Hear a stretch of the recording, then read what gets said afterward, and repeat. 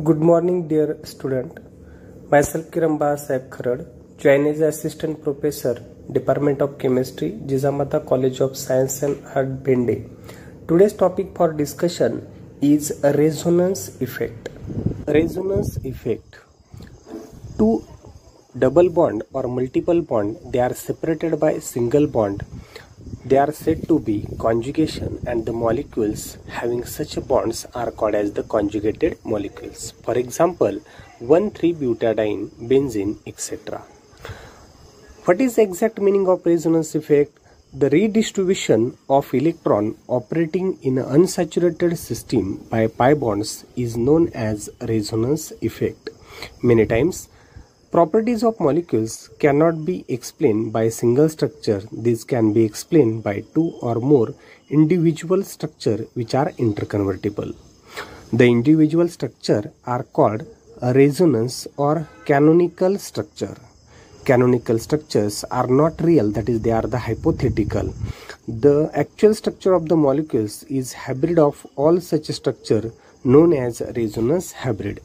आता रेझोनन्स हायब्रिडमध्ये आपण बघितलं तर जे प्रत्येक इंडिव्हिज्युअल स्ट्रक्चर असेल त्याला कॅनोनिकल किंवा रेझोनन्स स्ट्रक्चर म्हणतात, आणि यामध्ये हे हायपोथेटिकल किंवा इमॅजिनरी स्ट्रक्चर असतं. यामध्ये जे रिअल स्ट्रक्चर असेल तर ते असेल resonance hybrid. Condition necessary for resonance. First one, canonical structure or resonating structure are shown by putting double-headed arrow between them. आता इथं तुम्हाला स्ट्रक्चरमध्ये दिसत असेल डबल हेडेड ॲरोने आपण दोन स्ट्रक्चर जे येतं ते त्या ठिकाणी सेपरेट करतो. All atoms involved in resonance must lie in one plane. यामध्ये जेवढे स्ट्रक्चरमध्ये जेवढे ॲटम्स असतील तर ते सगळे एका प्लेनमध्ये असले पाहिजेत. In writing resonance we move only electron, relative position of atoms remains the same.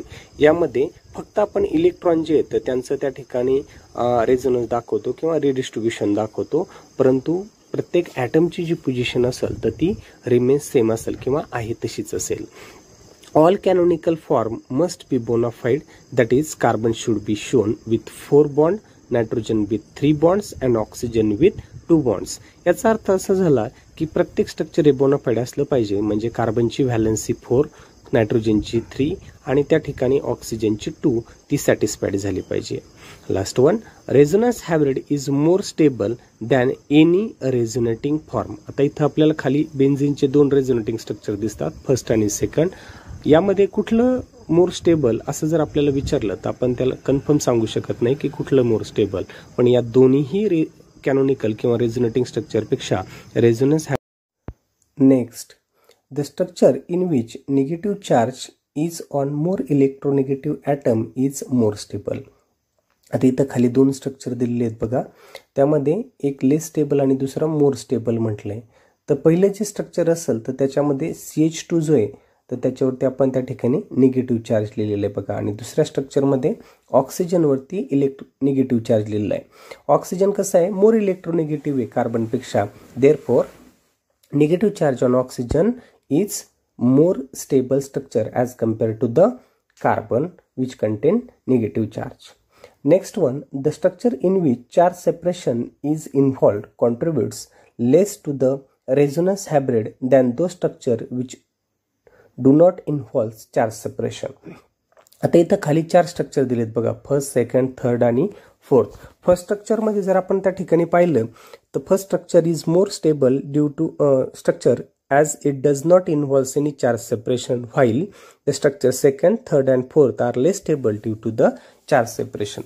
फक्त पहिल्या स्ट्रक्चरमध्ये चार्ज सेपरेशन नाही, उरलेल्या सेकंड, थर्ड आणि फोर्थ या तीनही स्ट्रक्चरमध्ये चार्ज सेपरेशन आहे, म्हणून ते त्या ठिकाणी लेस स्टेबल असतील.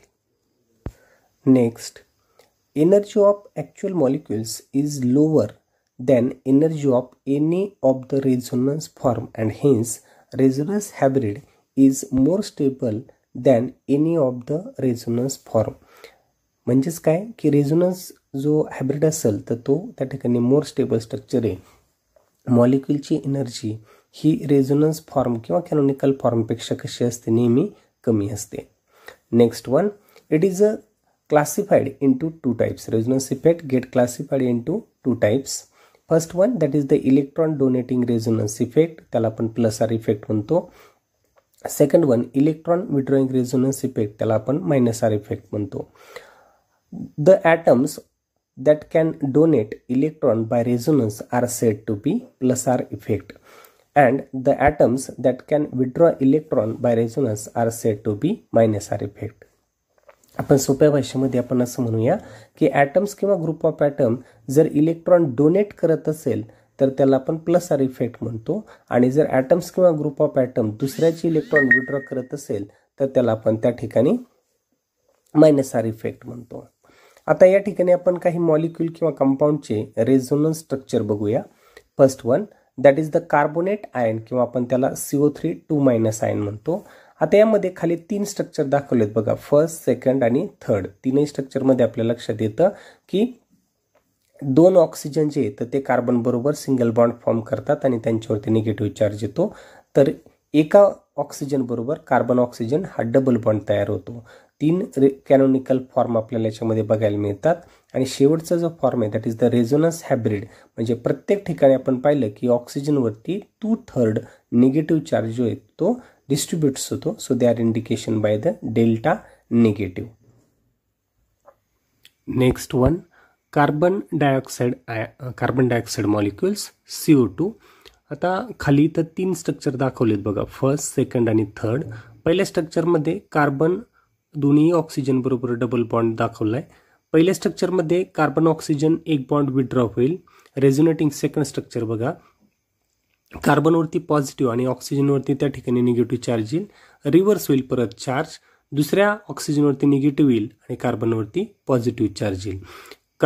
स्ट्रक्चर नंबर सेकंड आणि थर्डमध्ये आपल्या असं लक्षात येतं की प्रत्येक वेळेस कार्बन आणि ऑक्सिजन यांच्यामध्ये एका ऑक्सिजनला डबल बॉन्ड आणि एकाला त्या ठिकाणी सिंगल बॉन्ड फॉर्म झाला. म्हणून शेवटचं जे रेझोनेटिंग स्ट्रक्चर आलं त्याच्यामध्ये कार्बन ऑक्सिजन कार्बन एक सिंगल बॉन्ड आणि एक डबल बॉन्ड जो येतो तो डॉटेड लाईनने त्या ठिकाणी दाखवलाय. Next one that is the phenol. फेनॉलमध्ये बघा OH ग्रुप हा इलेक्ट्रॉन डोनेटिंग ग्रुप आहे आणि रिंग मात्र इलेक्ट्रॉन विड्रॉइंग ग्रुप आहे. ऑक्सिजनचे जे इलेक्ट्रॉन्स असतील तर ते रिंगमध्ये जातील. सेकंड स्ट्रक्चरमध्ये निगेटिव्ह चार्ज ऑर्थो पोझिशनला, थर्ड स्ट्रक्चरमध्ये पॅरा पोझिशनला, फोर्थ स्ट्रक्चरमध्ये परत ऑर्थो पोझिशनला त्या ठिकाणी येईल आणि लास्ट स्ट्रक्चरमध्ये परत चार्ज जो येतो तो इलेक्ट्रॉन जे असतील ते परत ऑक्सिजनकडे येतील. म्हणजे यामध्ये 5 रेझोनेटिंग स्ट्रक्चर आपल्याला फेनॉलला बघायला मिळतात आणि शेवटचं जे that is the resonance hybrid structure, that is the more stable structure. Next benzaldehyde. बेन्झल्डिहाइडमध्ये अल्डिहाइड जो आहे तो इलेक्ट्रॉन विड्रॉइंग रेझोनन्स इफेक्ट दाखवतो, म्हणजे तो रिंगचे इलेक्ट्रॉन जे येतं ते विड्रॉ करून घेतो. सेकंड, थर्ड आणि फोर्थ स्ट्रक्चरमध्ये बघा इलेक्ट्रॉन जे येतं ते रिंगचे विड्रॉ झालेत आणि त्यामध्ये सेकंडमध्ये ऑर्थो पोझिशनवरती पॉझिटिव्ह चार्ज आला, थर्डमध्ये पॅरा आणि फोर्थमध्ये परत ऑर्थो पोझिशनवरती चार्ज आला. फिफ्थ स्ट्रक्चरमध्ये इलेक्ट्रॉन पुन्हा त्या ठिकाणी अल्डिहाइडच्या कार्बोनिल ग्रुपकडून रिंगकडे आलेले दिसत आहेत आपल्याला. म्हणजेच याचा अर्थ असा झाला की बेन्झल्डिहाइडमध्ये अल्डिहाइड जो फंक्शनल ग्रुप आहे हा इलेक्ट्रॉन विड्रॉइंग आहे आणि रिंग ही इलेक्ट्रॉन डोनेटिंग आहे. लास्ट मात्र रेझोनन्स हायब्रिड त्या ठिकाणी स्ट्रक्चर दाखवलंय. Next one nitrobenzene. नायट्रोबेन्झिनमध्ये पण सेम, नायट्रो हा इलेक्ट्रॉन विड्रॉइंग ग्रुप आहे, तो रिंगचे इलेक्ट्रॉन त्याच्याकडं विड्रॉ करून घेईल आणि यामध्ये सेकंड, थर्ड आणि फोर्थ स्ट्रक्चरमध्ये आपल्याला ऑर्थो, पॅरा आणि ऑर्थो पोझिशनला पॉझिटिव्ह चार्ज रिंगवरती बघायला मिळेल. टोटल 5 रेझोनेटिंग स्ट्रक्चर तयार होतील आणि last one that is the more stable structure called resonance hybrid. यावरून आपण एक स्टेटमेंट करू शकतो की as the number of resonating structure goes on increases the stability of the molecules. जेवढे जास्त प्रमाणामध्ये रेझोनेटिंग स्ट्रक्चर असतील तेवढा तो कंपाऊंड त्या ठिकाणी मोर स्टेबल स्ट्रक्चर असेल. Resonance also affect on the stability and reactivity of the molecules.